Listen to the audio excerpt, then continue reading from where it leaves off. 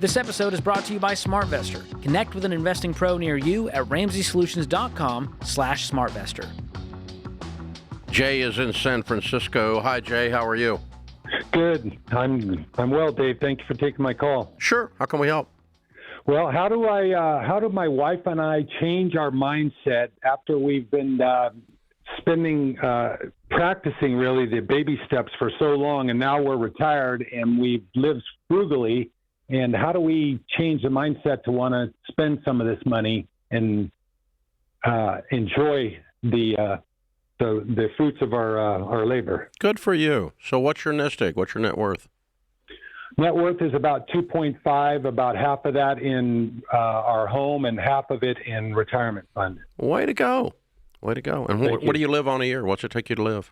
We have a monthly income with 2 retirements, 2 Social Security, and an annuity of about $9,400, and we usually can live pretty comfortably each month on that. So we don't really touch the retirement fund much at all, unless we're going to do a big trip or something. Yeah, well, good for you. Well done.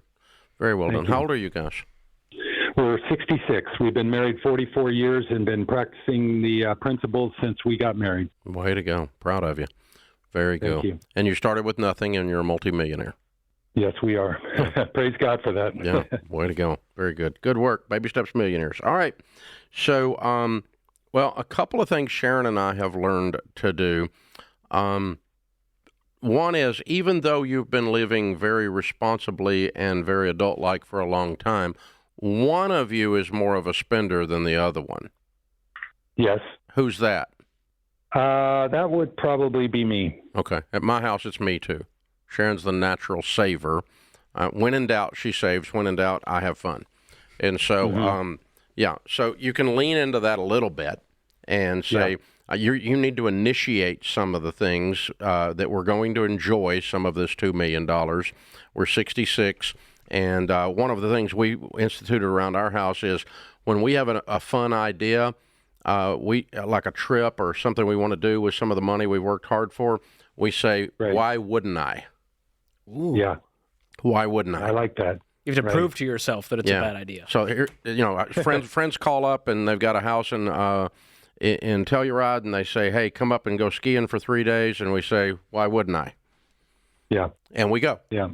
And so that kind of stuff. Right. So that's a good way of looking at it. And the next thing is that learning to enjoy the money is an underdeveloped or atrophied muscle. Mm-hmm. And so you've got to work it out. You got to start working out the spending a little bit. Responsible spending muscle has to be built up. And so when you say, okay, we're going to take this trip, oh, that didn't kill us.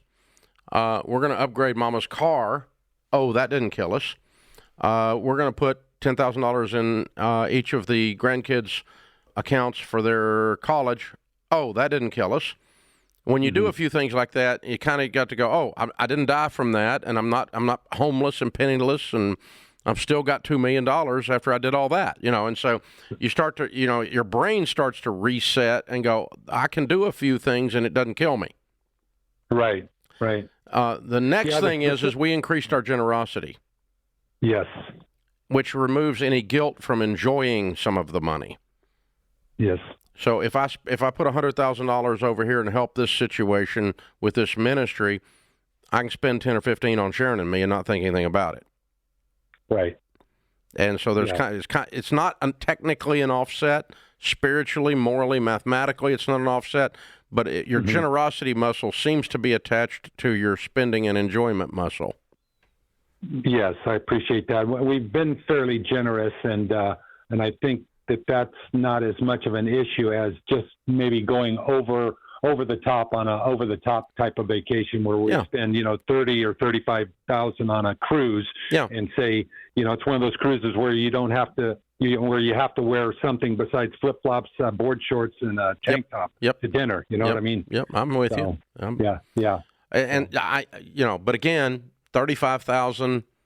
You got $1.2 million sitting there in the 401k. It's making $120,000 a year, or $150,000 a year in growth if you don't even touch the nest egg.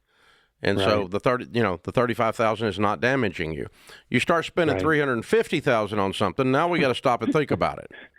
Yes, sir. But that's not usually what we're talking about in these conversations. So, just develop that out and say, okay, why wouldn't I? Why wouldn't I? What happens if this goes wrong? If I just burn this money in the middle of the floor, does my life really change? You can burn $35,000 in the middle of your floor, your life won't change. Yes.